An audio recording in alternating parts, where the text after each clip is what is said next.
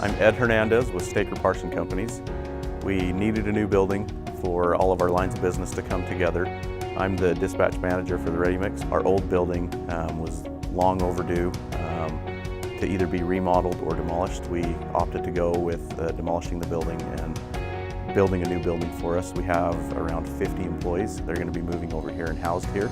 The design of the building was to be very open. There's a lot of glass in the building. We have a saying with Staker Parsons, we're a family of families, and that's essentially saying that we are a family made of different lines of business and bringing them together in this location. And we found JL Cubes and began working with Jeff.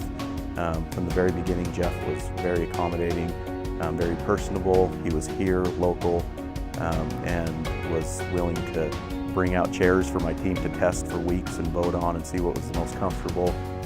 The design and the layout was very clear. We understood what we were buying. And of course, with the cubes that we have the glass and the openness that we wanted to continue to have with the flow and the theme that we have with the building.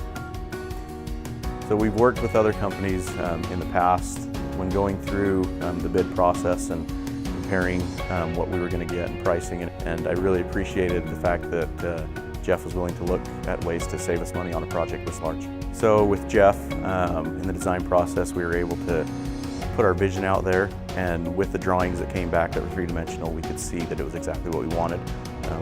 Jeff has been very hands-on. He was good enough to take us to other projects that he had done, and so we could essentially see exactly what we were going to get. So moving forward, if we ever had any more furniture needs, we absolutely will go with Jeff and JL Cubes. They've been fantastic, and I would absolutely recommend that anybody that's looking for office furniture or any of your needs from design to picking out colors and having somebody kind of hold your hand through the process, we absolutely would go with JL Cubes again.